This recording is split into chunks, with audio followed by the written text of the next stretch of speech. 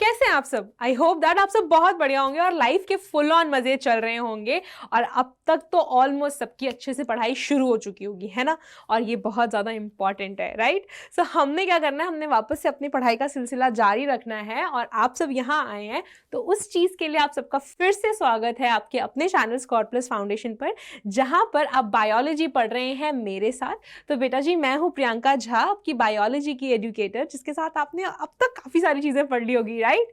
और इसी पढ़ने के सिलसिले में आपको पता है कि हम एक चैप्टर के साथ चल पड़े थे जिसका नाम क्या था? जिसका नाम था हाउ डू ऑर्गेनिजम्स रिप्रोड्यूस, कि ऑर्गेनिजम्स रिप्रोड्यूस कैसे करते हैं।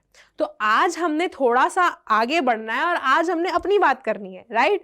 वापस से हम अपनी बात पे आ गए हैं, बट ऑब्वियसली जो पिछले बार हमने पढ़ा हुआ है उसको रिवाइज करना इंपॉर्टेंट है, क्योंकि आई बिलीव कि काफ़ी सारे बच्चे जो हैं वो यहाँ पर न्यू देख रहे होंगे कि हाँ, ये वाला चैप्टर यहाँ पे चल रहा है। तो बेटा जी, अगर आपने इससे पहले वाले चैप्टर्स जो नहीं देखे हैं या फिर इसी चैप्टर के पहले वाले सेशंस नहीं देखे हैं, आप वो देख सकते हैं, बट उससे पहले मैं आपको एक बार रिव्यू दे देती हूँ कि हमने क्या क्या पढ़ लिया है। तो अगर हम बात करते हैं इस चैप्टर की, तो इस चैप्टर में हमने बहुत सारी चीजें जो है ऑलरेडी पढ़ ली है। तो इस सवाल का जवाब तो हम सॉल्व कर ही रहे हैं कि जो ऑर्गेनिजम्स हैं वो कैसे रिप्रोड्यूस कर रहे हैं, बट उससे पहले हमने ये पढ़ा कि भाई वो रिप्रोड्यूस कर ही क्यों रहे हैं, व्हाई ऑर्गेनिजम्स आर रिप्रोड्यूसिंग, है ना? देन जब हमें इसका जवाब मिल गया तो फिर हम आए थे जी अपने क्वेश्चन पे कि ये कैसे कर रहे हैं, और कैसे के लिए हमें पता लगा था कि जो रिप्रोडक्शन है इसके टाइप्स होते हैं, है ना? तो इसमें जो दो टाइप्स हमने देखे थे वो क्या क्या थे? वो थे एसेक्सुअल रिप्रोडक्शन और सेक्सुअल रिप्रोडक्शन। एंड देन हमने स्टार्ट किया था अलग अलग ऑर्गेनिज्म से कि कौन सा ऑर्गेनिज्म जो है वो कौन सा मोड ऑफ रिप्रोडक्शन फॉलो कर रहा है। सो एसेक्सुअल रिप्रोडक्शन में हमने मेजर 5 तरीके देखे थे, और वहीं पर ये जो एसेक्सुअल रिप्रोडक्शन है ये हमें प्लांट्स के केस में भी देखने को मिला था, राइट? तो हमने 5 अलग अलग एसेक्सुअल रिप्रोडक्शन पढ़े, यानी कि हमने फिजन पढ़ा, हमने फ्रैगमेंटेशन पढ़ा, रीजनरेशन पढ़ा, बडिंग के बारे में पढ़ा, स्पोर फॉर्मेशन के बारे में पढ़ा, और उसके बाद हमने स्टार्ट किया था प्लांट रिप्रोडक्शन के साथ, जहां पर हमने वेजिटेटिव प्रोपगेशन के जो आर्टिफिशियल मेथड्स हैं वो पढ़े थे और नेचुरल मेथड्स भी पढ़े थे, जो कि एसेक्सुअल रिप्रोडक्शन का पार्ट हो जाते हैं, क्योंकि यहां पर क्या इन्वॉल्व नहीं है, यहां पर गैमीट्स इन्वॉल्व नहीं है। और वहीं पर हमने प्लांट में सेक्सुअल रिप्रोडक्शन के बारे में जानना शुरू किया था, और डिटेल में जाने से पहले हमने पढ़ा था कि भाई सेक्सुअल रिप्रोडक्शन चाहिए क्यों, यहां पे भी वाई, राइट? और जब इसका जवाब मिल गया था तब हमने स्टार्ट किया था सेक्सुअल रिप्रोडक्शन इन प्लांट्स के साथ, और वो हम अच्छे से खत्म कर चुके हैं। तो आई होप दैट अब तक आपने इतनी चीजें जो हैं वो देख ली हैं, क्योंकि यहां तक बेटा इस चैप्टर का 50% जो सिलेबस है वो हो गया है। और आज हमने second half of the chapter के साथ आगे बढ़ना है, that is reproduction in human beings. तो इसको मिटाते नहीं है, इसको रहने देते हैं। सो आज क्या करेंगे हम? Sexual reproduction in human beings. So process के बारे में थोड़ा आराम से तसल्ली से जानेंगे, इतनी जल्दबाजी नहीं है हमें, राइट? बट उससे पहले ये तो जानना होगा ना कि जो सेक्सुअल रिप्रोडक्शन हो रही है उसके लिए ह्यूमन बींग रेडी कैसे हो रहे हैं, है ना?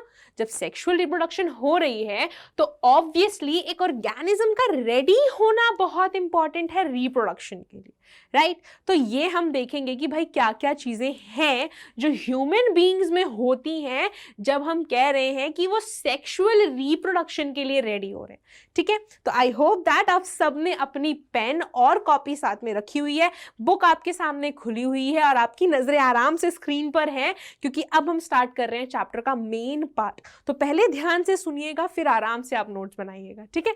So let's begin with the topic that is puberty. Puberty जो है आप में से बहुत लोगों को पता होगा कि क्या होता है, और बहुत लोग तो आराम से देख रहे होंगे यहाँ कि क्या लिखा हुआ है, राइट? तो अगर यहाँ पे देख लिया, डेफिनेशन पढ़ ली और एकदम सही से सारी चीजें दिमाग में फिट हो गई तो बहुत स्मार्ट हैं आप, वेरी वेरी गुड। नाउ थोड़ा सा हम भी तो डिस्कस करेंगे ना, ऑब्वियसली करेंगे। सो जब हम प्यूबर्टी की बात कर रहे हैं बेटा, प्यूबर्टी हमारी लाइफ में एक फेज होता है, फेज होता है जब हमारी बॉडी सेक्सुअली मैच्योर होती है, यानी कि रिप्रोडक्शन के लिए रेडी हो जाती है, राइट। और अगर मैं बोलूं कि ये कौन सी एज में आता है ना, तो इसके लिए सबसे सिंपल आसान सा जवाब है, दैट इज टीन एज, है ना। ये सुना होगा ना कि टीनेजर्स हैं हम। अब टीनेज क्या होती है? अगर आप टीनेज की स्पेलिंग देखें, राइट, क्या है स्पेलिंग जी? टीन एज, है ना, टीनेज। अब इसको टीनेज क्यों कहते हैं पता है? क्यों कहते हैं? क्योंकि ये जो एज है इसमें ज्यादातर जो ईयर्स है ना हमारी लाइफ के, उसके पीछे टीन आता है, यानी कि 13, 14, 15, 16, 17, 18, 19, सबके पीछे टीन टीन टीन टीन है ना। दैट इज वाई इसे टीन एज कहा जाता है। सो अगर हम प्यूबर्टी की डेफिनेशन बोलते हैं तो ये हमारी लाइफ का वो पीरियड है या वो फेज है जब एक ऑर्गेनिज्म सेक्सुअल मैच्योरिटी को अटेन कर लेता है। और अगर हम बोलें कि ये कौन सा फेज है, ये कौन सा पीरियड है, तो यूजुअली ये 11 to 18 ईयर्स ऑफ एज में जो भी ऑर्गेनिजम्स होते हैं बेटा, जितने भी अपने इंडिविजुअल्स हैं, वो बोल सकते हैं कि वो प्यूबर्टी में अभी हैं, ठीक है। सो यहाँ पे थोड़ा सा एक और चीज आएगी, that is years of age, ठीक है। 11 से 18 साल का जो एज ग्रुप होता है बेटा, वो प्यूबर्टी वाला एज होता है और इसी को हम टीनेज भी कहते हैं। अब आप बोलेंगे कि मैम किसी किसी बुक में तो 13 to 18 डाला है, हम किसके साथ जाएं? तो ट्राई करिए कि आप 11 to 18 के साथ जाएं, क्योंकि हमारा लाइफस्टाइल चेंज हो रहा है। सो यूजुअली जो बच्चे होते हैं, जो इंडिविजुअल्स होते हैं, वो इस एज में प्यूबर्टी को हिट कर देते हैं, राइट। तो अब हमें कैसे पता लग रहा है मैम कि जो हम हैं वो प्यूबर्टी में है या नहीं है? कुछ तो चीजें होंगी ना जो नोटिस हो रही हैं। बिल्कुल। सो कुछ चीजें हैं जो दोनों ही, यानी कि मेल और फीमेल में कॉमन होती हैं, राइट। और इन चेंजेस को बेटा हम यहां पे देखने वाले हैं। उससे पहले एक और चीज कि आपको ये पता होगा ना कि multitasking is good, right. Multitasking करनी चाहिए, मतलब आप एक टाइम पे कितने काम जो हैं वो कर सकते हैं। बट इसके साथ साथ क्या इंपॉर्टेंट है कि वो जो आप काम कर रहे हैं वो कितने अच्छे से कर रहे हैं, राइट। पता लगा 10 काम करने के बैठे एक भी काम ढंग से नहीं हुआ, राइट। तो अगर आप अपनी बॉडी की बात करें, है ना, हमारी बॉडी तो एक है, अब इसको ऑब्वियसली बहुत सारे काम करने पड़ते हैं। अब यहां पर अगर हम ये प्यूबर्टी वाला फेज देखें, प्यूबर्टी वाले फेज में क्या हो रहा है? हमारी जो बॉडी है वो रिप्रोडक्शन के लिए रेडी हो रही है। कोई छोटी मोटी चीज नहीं है भाई, बहुत बड़ी चीज है। और अगर इसमें गड़बड़ हुई तो बस एक इंसान का कल्याण है। बट ऐसा नहीं होता है ना। ऐसा क्यों नहीं होता और ऐसा क्या हो रहा है हमारी बॉडी में जिसकी वजह से नहीं हो रहा? सो हमारी जो बॉडी है ना वो स्मार्ट है। वो कहती भाई देखो, मैंने अपनी एनर्जी एक टाइम पे 10 काम में नहीं लगानी। मुझे पता है कि मुझे बॉडी में भी कुछ चेंजेस लाने, एट द सेम टाइम मुझे रिप्रोडक्टिव ऑर्गन्स की भी प्रॉपर मैच्योरेशन करानी है, ताकि जो ऑर्गेनिज्म है वो रिप्रोडक्शन के लिए रेडी हो जाए, है ना। सो बॉडी ने यहाँ पे क्या किया, जो ये प्यूबर्टी होता है, प्यूबर्टी वाले जो ईयर्स है ना, जो एजेस हैं, इनमें से कुछ साल वो फोकस करता है बॉडी को सही करने में, बॉडी में कुछ चेंजेस लाने के लिए।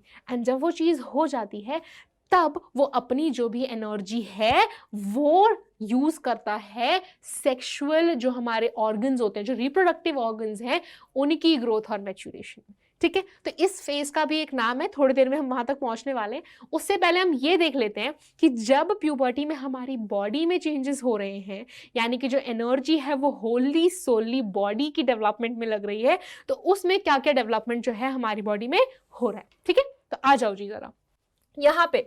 सबसे पहली चीज ये पता है कैसी चीज है ना, जो आप में से काफी लोगों ने नोटिस करी होगी, है ना। सो आप इस चीज से बहुत ज्यादा रिलेट कर सकते हैं। यहाँ पे सबसे पहला चेंज क्या आ रहा है? सबसे पहला चेंज है इंक्रीज इन हाइट। एक चीज है भाई, हाइट जो है ना वो लेटरल है, यानी कि ये सिर्फ बढ़ेगी।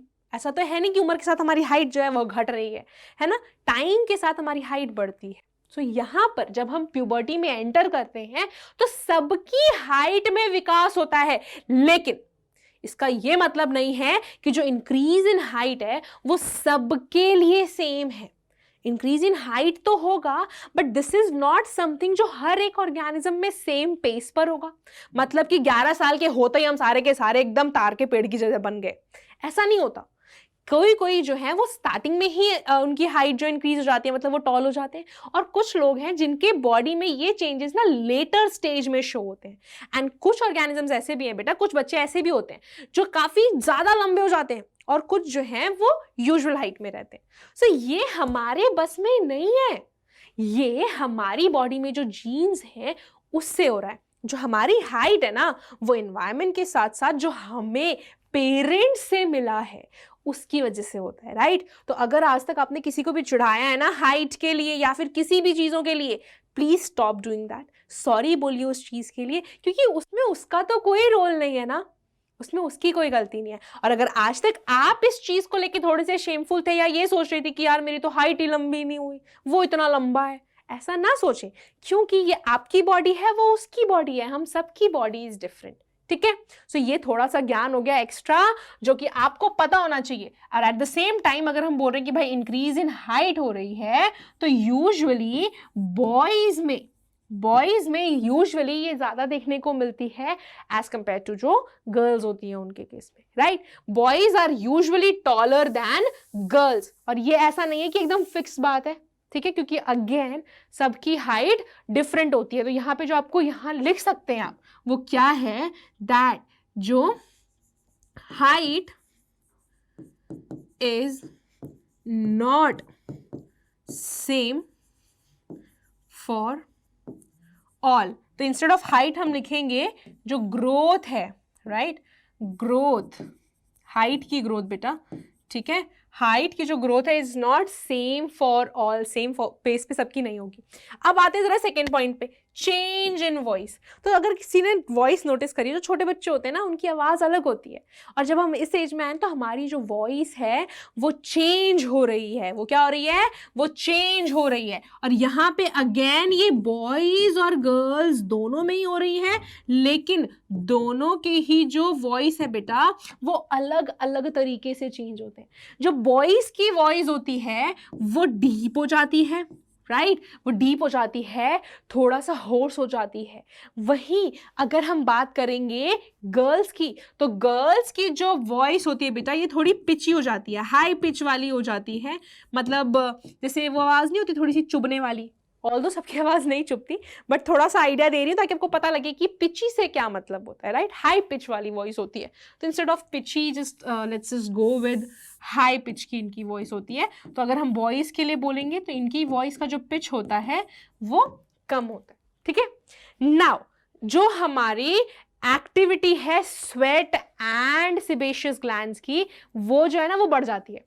तो आपने नोटिस किया होगा ना, जब हम प्यूबर्टी में आते हैं या फिर आप बोलोगे कि यार 9-10 में आते पिंपल्स आने लग गए, ये क्या हो रहा है हमारे साथ, ये इसलिए हो रहा है क्योंकि आपकी बॉडी में चेंजेस हो रहे हैं। मतलब कि जो ऑयल ग्लैंड्स हैं, ऑयल ग्लैंड्स को ही हम सिबेशियस ग्लैंड्स कहते हैं, राइट। सो सिबेशियस ग्लैंड्स क्या है, they are the oil glands, right. तो हमारी बॉडी में ऑयल की सिक्रीशन क्या हो जाती है, ज्यादा हो जाती है। अपार्ट फ्रॉम दैट बहुत ज्यादा पसीना आता है ना, क्योंकि जो स्वेट ग्लैंड है उसकी भी एक्टिविटी बढ़ गई है। तो इस टाइम पे आपको क्या ध्यान रखना है कि आपको अपने आप को साफ सुथरा रखना है, रोज नहाना है, गर्मियों में ट्राई करिए कि 2 बार नहा रहे हैं।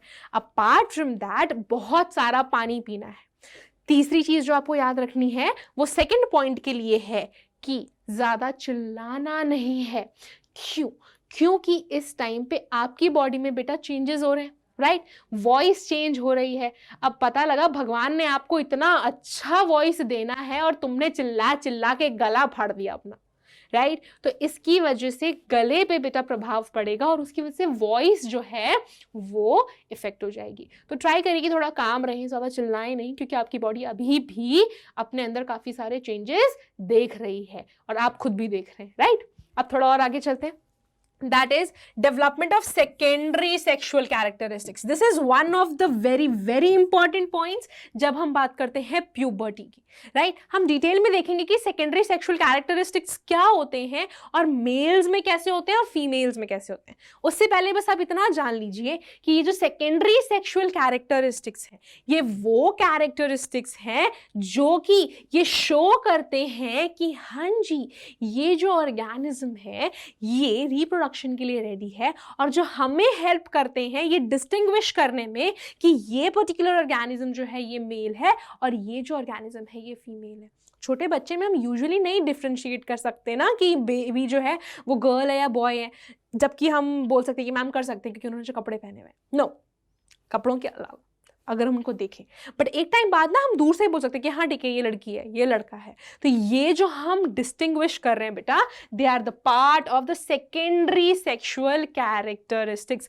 Y secondary? क्योंकि जो प्राइमरी सेक्सुअल कैरेक्टरिस्टिक्स हैं वो डायरेक्टली अपने रिप्रोडक्टिव पार्ट से रिलेटेड रहते हैं। ठीक है, ये जी बात हो गई अपने development of SSC. Secondary sexual characteristics को आप एसएससी भी लिख सकते हैं, लेकिन जब पेपर दोगे तो कंजूसी नहीं करनी है।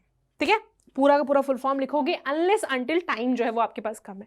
ठीक है, अब थोड़ा और आगे चलेंगे। आगे चल के क्या दिख रहा है? Growth of hairs in armpit and pubic region. ये जो चेंज है ये अगेन गर्ल्स एंड बॉयज में कॉमन रहता है कि आर्मपिट यानी कि अंडर आर्म्स में हेयर ग्रोथ होती है। अपार्ट फ्रॉम दैट जो प्यूबिक रीजन है या फिर जो प्राइवेट रीजन है वहां पर भी हेयर ग्रोथ देखने को मिलती है।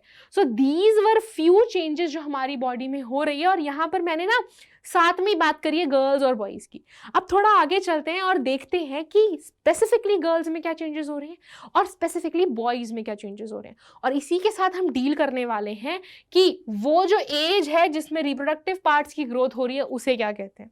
ठीक है, तो यहां पर देखो टर्म दिख रहा होगा ना आपको, ये वही टर्म है जिसके लिए डेफिनेशन मैंने अभी आपको बताई है। यानी कि वो phase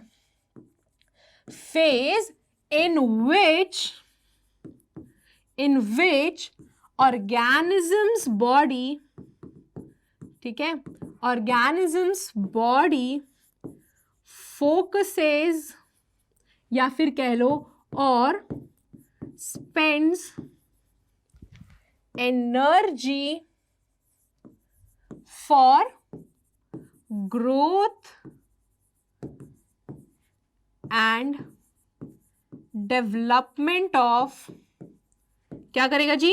development of reproductive parts. और इस फेज को हम कहते हैं एडोलेसेंस। आज तक अगर किसी को कंफ्यूजन थी कि प्यूबर्टी और एडोलेसेंस सेम चीज होती है, तो ऐसा नहीं है। एडोलेसेंस जो है बेटा वो प्यूबर्टी का एक फेज है, राइट? यहां पे एक और पॉइंट हम लिख देंगे, that this is a phase in puberty। ऐसा बिल्कुल नहीं है कि जब हम प्यूबर्टी में हैं तब पूरा का पूरा टाइम जो हमारी बॉडी है वो रिप्रोडक्टिव ऑर्गन्स में अपना एनर्जी जो है वो लगा रही है, यानी कि उनकी ग्रोथ में एनर्जी लगा रही है। एक स्पेसिफिक टाइम पे हमारी बॉडी जो है वो ज्यादातर इस काम पे फोकस करती है। ठीक है, पूरा का पूरा फोकस इस पे करती है ताकि ये काम अच्छे से हो जाए। और उस फेज को हम क्या कहते हैं? उस फेज को हम कहते हैं adolescence. So I hope that अब जिसको भी अगर डाउट था प्यूबर्टी और एडोलेसेंस क्या क्या होते हैं तो वो चीज क्लियर हो गई होगी। और अब हम थोड़ा सा आगे बढ़ने वाले हैं मेल्स एंड फीमेल में जो स्पेसिफिक चेंजेस हो रहे हैं उनके साथ। यहां पर सबसे पहले क्या आ रहा है? चेंजेस इन मेल्स, कि जो मेल्स हैं, जो लड़के हैं, जो आदमी हैं, उनके अंदर क्या क्या चेंजेस हमें देखने को मिलती हैं जब वो प्यूबर्टी में है, राइट? तो सबसे पहले कुछ कॉमन चीजें देखेंगे जो हम अभी तक अपने पिछले वाले स्लाइड में देख चुके हैं। कॉमन चीजों में देखो जी, जो स्किन है भाई वो ऑयलियर होती है, यहाँ पे आई भी आएगा। ठीक है, और क्यों हो रही है? क्योंकि जो सिबेशियस ग्लैंड्स हैं, ये नाम अगर आप याद रख ले तो बहुत बढ़िया होगा। जो सिबेशियस ग्लैंड्स हैं बेटा, इनका जो फंक्शन है वो बढ़ गया है। ठीक है, फंक्शन जो है वो इंक्रीज हो गया, इनकी जो एक्टिविटी है, instead of function let's go with the word activity, वो ज्यादा सूटेबल है ताकि आप लिख सके एग्जाम में। ठीक है, इसकी जो एक्टिविटी है वो इंक्रीज हो गई है। देन यहाँ पे hairs under arms and even in pubic region. ठीक है, ये कुछ पॉइंट्स हम देख चुके हैं। इसके अलावा अगर हम बोल रहे हैं जो चीजें हैं स्पेसिफिक जो मेल्स में हमें देखने को मिल रही हैं, तो बेटा सबसे पहली चीज जो आपने भी नोटिस करी होगी, आप ऐसे बहुत लोगों ने नोटिस करी होगी कि अब ना आपकी दाढ़ी मूंछ आने लग गई होंगी। ये बॉयज के लिए है, ठीक है, ये गर्ल्स के लिए एप्लीकेबल नहीं है। तो बॉयज की दाढ़ी मूंछ आने लग जाती है एक टाइम बाद, राइट? तो जब वो दाढ़ी मूंछें आ रही हैं मतलब आप जो है वो प्यूबर्टी में एंटर कर चुके हैं। ठीक है जी। सो बॉयज में जो फेशियल हेयर्स है, यानी कि जो अपने मुस्टैश है, मुस्टैश यानी कि मुछे, एंड जो बियर्ड होती है बेटा उसकी ग्रोथ। ठीक है, ये हमें देखने को मिलती है सिर्फ और सिर्फ मेल्स में। देन इसके अलावा जो शोल्डर्स होते हैं, जो शोल्डर वाला रीजन होता है बॉय का, वो काफी ज्यादा वाइड होने लग जाता है, यहां पर मसल एक्यूमुलेशन होती है, right. So shoulders gets wider in case of males. इसके अलावा नेक, चेस्ट और लेग जो होते हैं, यहां पर भी जो मसल्स हैं वो बड़े भी हो जाते हैं एंड स्ट्रांग हो जाते हैं। बॉयज में आपने कभी कभी देखा होगा ना कि उनकी फिजिकल स्ट्रेंथ बहुत ज्यादा होती है। सो दिस इज समथिंग जो बायोलॉजिकल है। जिम वगैरह करने से गर्ल्स भी वो कर लेती हैं, ऐसा कुछ नहीं कि गर्ल्स जो होती हैं वो वीक होती हैं, लेकिन जो बॉयज होते हैं ना वो फिजिकली ज्यादा स्ट्रांगर होते हैं as compare to girls, right. इसका रीजन यही है कि उनकी बॉडी ही इस तरीके से डिजाइंड है, और जब वो प्यूबर्टी में है तो उस टाइम पे नेक के, चेस्ट के और लेग के जो मसल्स होते हैं they grow and become more strong, ठीक है। This is something that is happening in case of males. Apart from this, one of the reproductive parts, that is the penis, gets longer and wider, right? It enlarges in the size. Apart from that, time and again, जो males हैं, they can observe erection, right? Apart from this, जो testis है, this is the reproductive organ in case of males. This is very very important part, क्योंकि इसका जो function है वो काफ़ी ज़्यादा इंपॉर्टेंट है, जो हम आगे आने वाले सेशंस में देखने वाले हैं जब हम प्रॉपर मेल रिप्रोडक्टिव सिस्टम की बात करेंगे। बट यहाँ पे आप इतना जान लीजिए कि जो टेस्टिस है they also grow in size, ठीक है। ये जो चेंजेस हैं बेटा, ये स्पेसिफिक चेंजेस हैं जो कि मेल्स में देखने को मिल रही है। इसके अलावा एक और चेंज जो मैं यहाँ मेंशन कर देती हूँ, जो हम देख चुके हैं, दैट इज वॉइस चेंज, है ना। वॉइस चेंज जो हमने देखा, तो हमने इसमें क्या देखा कि जो इनकी वॉइस है वो काफी ज्यादा डीप हो जाती है। अपार्ट फ्रॉम दिस जो वॉइस बॉक्स है, बॉयज के केस में जो वॉइस बॉक्स है वो ग्रो होता है, और वी कैन से वो एनलार्ज होता है ना, जिसकी वजह से बॉयज में वो प्रोट्रूडिंग दिखता है, मतलब गले से बाहर निकलता हुआ दिखता है, and that is called as Adam's apple. क्या कह रहे हैं इसे हम कह रहे हैं जी Adam's apple. So that is something जो आपको स्पेसिफिकली बॉयज में देखने को मिलने वाली है, एंड आई होप दैट यहाँ तक जो भी चेंजेस हमने देखे हैं वो सबको क्लियर हो गए। तो मैं क्या करके सबको बॉक्स में डाल दूं क्या? बॉक्स में डाल देंगे तो सबको दिख जाएगा कि ठीक है ये चेंजेस जो है वो हमें देखने को मिल रहे हैं इन केस ऑफ मेल्स, राइट। तो कितने हो गए? 1 2 3 4 5, देन 6 7 एंड 8, राइट। तो ये जो चेंजेस हैं बेटा ये हमने अभी देखे when we are talking about the males, right. So यहाँ पे नंबरिंग भी कर देते हैं इनकी, ताकि आपको पता रहे कि हमने ना 8 पॉइंट्स जो हैं वो पढ़े हैं, और आप इन्हें पॉइंट वाइज अपने एग्जाम में इजीली मेंशन कर सके एंड अच्छे नंबर ला सके। क्यों? क्योंकि हमें स्कोर प्लस करना है ना। गुड। सो थोड़ा सा आगे चलते हैं, हम फीमेल्स के बारे में जानेंगे। फीमेल्स के बारे में भी अगर हम देखें तो कुछ चीज़ें हैं जो कॉमन ही हैं, है ना। जो हमने कॉमन चेंजेस देखे थे पहले वो देख लेते हैं। Again skin gets oilier. क्यों? क्योंकि सीबेशियस ग्लैंड्स जो है उनकी एक्टिविटीज जो है वो इंक्रीज हो गई हैं। Then hair under the arms, है ना, अंडर दी आर्म्स भी देखने को मिलते हैं, and even in pubic region जो है हमें वो भी देखने को मिलते हैं। अब यहाँ तक तो बात हो गई वो चेंजेस जो कि सिर्फ और सिर्फ फीमेल्स में और मेल्स दोनों में ही हो रही है, सिर्फ वर्ड यूज करने की जरूरत नहीं थी, है ना, ये दोनों में ही हो रही हैं। एंड इसके साथ एक और चीज थी ना, वॉइस भी देख लेते हैं जरा। जो वॉइस है ना, वॉइस बिकम्स पिची, मतलब कि थोड़ी सी ना ऐसे हाई पिच वाली वॉइस हो जाती है गर्ल्स के केस में, और यहाँ पे एडम्स एप्पल जैसा कुछ भी नहीं है, ठीक है। गर्ल्स के केस में बेटा एडम्स एप्पल हमें देखने को नहीं मिलते। अब थोड़ा आगे चलते हैं और देखते हैं वो चेंजेस जो स्पेसिफिकली हमें गर्ल्स में देखने को मिल रही है, यानी कि फीमेल्स में देखने को मिल रही है। मेन चीज जो पूरी की पूरी बॉडी है that gets curvier, right. And why it gets curvier? Because of the enlargement of breasts.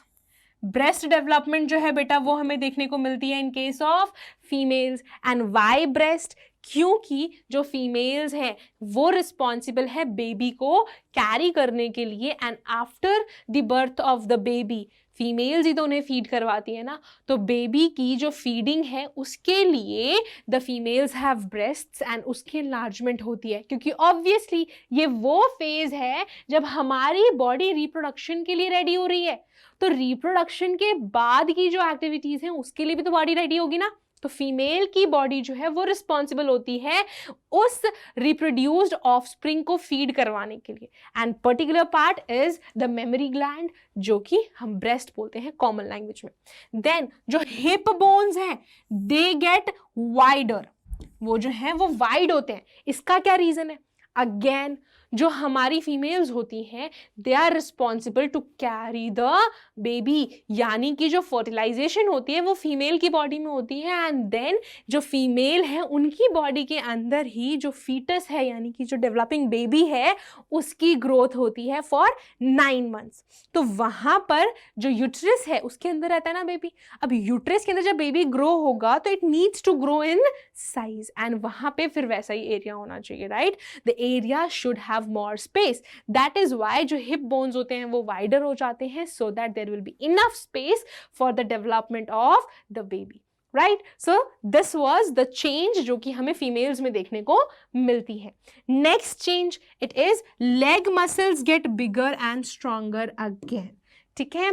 leg में भी जो muscles हैं they start to become stronger, so that ज़्यादा स्ट्रेंथ जो है वो रहेगी।